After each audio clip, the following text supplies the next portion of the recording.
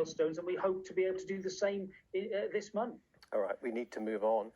Now, Robert is leading the government's drive to crack down on the growing number of pet thefts. So we thought we'd take a closer look at the world of dog napping. Robin Markwell has been looking for leads. Maybe it's having Dylan, the Downing Street dog, so close, but a rise in pet thefts has been playing on the Prime Minister's mind. A dedicated task force has been set up, tougher sentences suggested, but it may be too late for some. Delivery driver Nathan Edwards says his dog was stolen in this Bristol car park just last week. He reckons the van she was in might have been unlocked as he nipped into the shops. Now he's doing all he can to get Coco, the French Bulldog he's had since she was a pup, back. Yeah, every evening, most mornings, I come out with these leaflets trying to get some information from somewhere. Somebody must have seen something. My little daughter, every morning she wakes up, where's the dog? Where's my doggy? I want my doggy. For me, she comes with me every day to work. So everything I do, I'm looking around, the dog's not there. Walk the dog. It's devastating. Everyone, my whole family is all asking, where's the dog? Because she's with me every day. Everywhere I go, they expect to see the dog now. It's a wicked thing. It's almost like kidnap. And it means just as much to families as a child when you take the dog. So yeah, it means a lot. Devastated. There is a trend here. Dog thefts are up in England and Wales 11% in the last year, and a lot of people put it down to the fact that more people wanted a dog during lockdown, and so the prices of these animals have gone up. Come on, Waffles. Prices for puppies have absolutely skyrocketed. So if you look at your most sought-after breeds, so French Bulldogs, English Bulldogs and Pugs, the average price for these have more than doubled. So unfortunately, with prices increasing, it is likely fueling unscrupulous activity, not just dog theft, but puppy smuggling and puppy farming as well.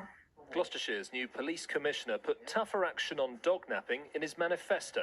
Chris Nelson picked up a lot of concern from voters when out on the campaign trail, occasionally accompanied by his West Highland Terrier, Monty. I think the problem is bigger than the figures suggest, and one aspect of my 5-point plan is to search out that data and make sure that every police force records it accurately. Would you like to see tougher sentences then for these criminals? Yes, because it's organised criminals that are the main problem. And first of all, you've got to increase the chance of a criminal being caught. And then if they are caught and they get a significant penalty of anything up to, say, 7 years, that would make them think. At the moment, it's easy game. That they can easily complete these thefts, get easy money for it. And if the penalty is, at the moment, I think most penalties that I've seen are less than 6 months. So, why wouldn't they spend all their time, the organised criminals, stealing pets rather than, trying to rob banks? Chris Nelson is now looking into creating a DNA data bank for Gloucestershire's dogs. He worries microchips are too easily removed by thieves. But microchipping, now a legal requirement, is one way dog owners might be reunited with their pet if the worst happens. There is hope. I've seen a story this week where a woman's dog was stolen in Plymouth, and thankfully it was returned. And getting that message out there, particularly on social media, where people are sharing the pictures, sharing the information, so people know that perhaps a dog they've seen being sold is a stolen one, is absolutely crucial. So dogs do come back, and it's the same with lost dogs as well. But the crucial thing is making sure those details are up to date. Should sentences be tougher for dog thieves? Should a new dog theft offence be created to get a better handle on the problem? There's plenty for this task force to mull over. Sitting on the panel is the Justice Secretary, Robert Buckland. Inevitably, the Swindon MP has already been dubbed the nation's chief pet detective. But can he deliver? Well, let's talk to Detective Buckland. Can you deliver? I mean, this is a horrible crime, actually, isn't it? Well, it is, and I think the story we heard there is but one of many stories of real hurt and distress and grief that are being caused by the theft of much-loved dogs, indeed cats as well, and other pets. I mean, I'm a cat owner myself, and I think a lot of us, thousands of us out there, have that fear about losing their much-loved pet. And let's not forget, it's also about cruelty to the animal themselves.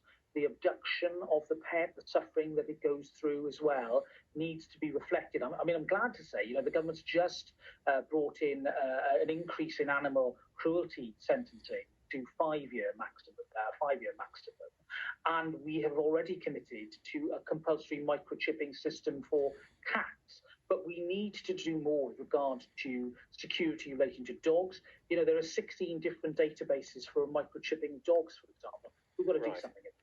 Okay, as you say, you tend to think about this and you think of Cruella de Vil and it's sort of Disney-ish sort of crime that hasn't really got a victim. But of course it has. But under the current rules, there's plenty of sentencing power by the court. You can get 7 years, can't you, for dog napping? Well, that's absolutely right, and that's why amendments or suggestions about creating a dog theft offence. There's one suggestion for a maximum of 2 years. Just don't cut the ice. What we need to be looking at is the sort of action the new Gloucestershire PCC talked about, which is getting more robust enforcement. We need to see some, really important arrests and charges being brought against those who deal with this organised crime, because he's right to talk about organised crime being an underbelly of some of this, and using those existing powers more effectively. But here's the thing, David. I mean, anybody who thinks that it's okay to buy an animal, a pet, in cash at a service station really needs to look at themselves. Those circumstances do not lend themselves to legitimate care in or trade of animals. On the other hand, Robert, sorry, forgive me, are you surprised as a Justice Secretary, with all the things on your plate, to be dealing with dog napping? Well, look, I deal with whatever the public are concerned by, and clearly there is deep concern. The number of pet owners has increased during lockdown. The importance of pets to our family and daily lives should not be underestimated. But it is a symptom of something more sinister. And that's why I think it's important that I, together with the Home Secretary and the DEFRA Secretary, have come together. We've already met several times in order to work out practical ways in which we can stamp out this type of abuse. And we will report in a few months' time. And I very much hope that the outcome of our deliberations will produce some practical solutions to reduce this crime in the first place, and to see the better enforcement of it, and also the flagging of these offences, as the PCC mentioned, on the system, so that we have a deeper understanding of what's going on and where, because it does vary from place to place. Okay. Thank you so much. And actually, if you can help Nathan, who we saw in our film there, find his dog Coco, then I know he'd be very grateful. Do contact the police.